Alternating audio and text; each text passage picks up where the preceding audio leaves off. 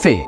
A chilling and ominous vibe that slithers in, fueled by the eerie idea or grim awareness of impending doom. And here is Timothy. Timothy has many fears, but Timothy ignores problems and keeps on going with his life. 10 years later. He's stuck with the same couple of friends that he had back in primary school, still playing Fortnite in his dingy apartment. Then he looks around his room, kind of bored. Timothy, as always, goes on his phone and scrolls on social media. And then, by surprise, he sees a guy called Aries. One of his old classmates now has a wonderful family in a nice big house. Timothy is annoyed instead of happy for his old classmate and wonders how Aries, who was in a similar position to him, became successful. And Timothy says he just got lucky.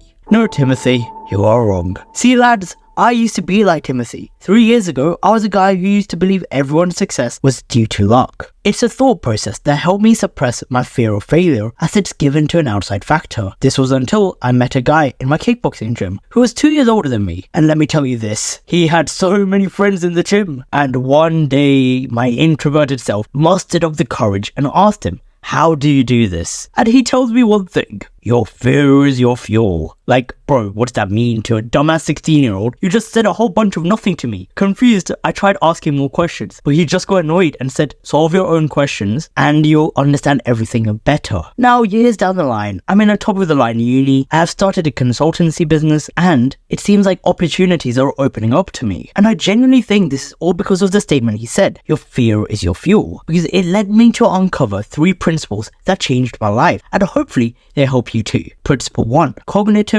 restructuring. First thing first, I understood that my mind needed rewiring. I did that by first acknowledging the fear I had for speaking to new people. If someone asked me before if I was scared to speak to people, I'd say nah, just to cover up and look better in my own eyes. But becoming self-aware of my thought process helped me on reframing my own mindset. From this point, I started to acknowledge the automatic response of not speaking when I was in a room full of new people. And here's the thing, once you become observant, you realize how dense you really are. And I realized I wasn't speaking, and it wasn't because I was an incapable wreck. It was because I feared what people thought of me. Now, older me knows people don't really care about you to the same depth you believe. But at the time, I wasn't smart enough to realize that. So what I did to curb my fear was use any experience as a level up gate where I had to do it to get more points. It was like a side quest to the main journey. This forced me to learn on the go and then recognize that I would become better at speaking, which rewarded my mind and made me feel like the mindset shift was good for me. But it was the second principle that solidified my mentality. Principle 2, the secret pulse.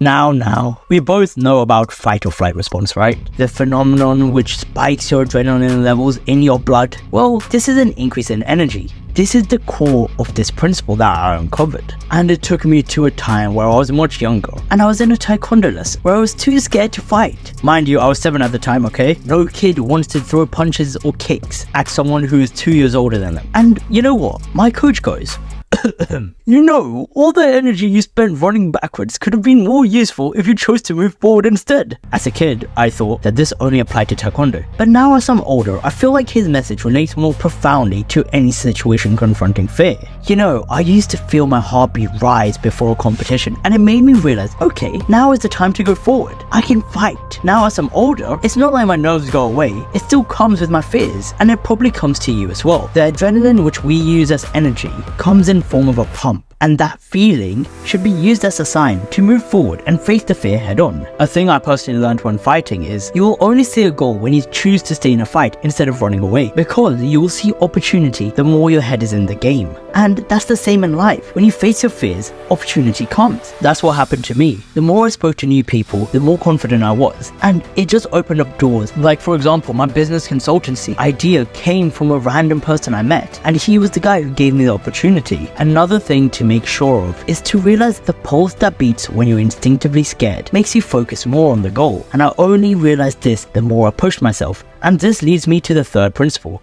which is the most important to me: application. Practice makes perfect, We all heard this saying, and we know mastery of any skill takes practice. As I said before, fear is like energy, and I know that you understand the mindset required to convert the energy is a long and hard road, and how you master the energy comes from practice. Now, I never made this mistake, but a friend who I was helping personally with his journey had an issue with getting over his fear. To me, it seemed like he was doing the right things, but here's the problem. When people get slightly good at something, they become less aware of them, not consciously doing it again and again. This is where you lose grip with your ability to face fear. So what I told him was, for the next few months, facing this fear has to be a conscious choice. This choice needs to be always in the back of your head, and what I've realized was after a while, it becomes second nature to you. So keep practicing, man. Now that you understand that getting over your fear is only one bit away from you becoming a better version of you, you need to also understand the 3 things that might lead you to fail. I wish I learned them earlier. Click this video to see.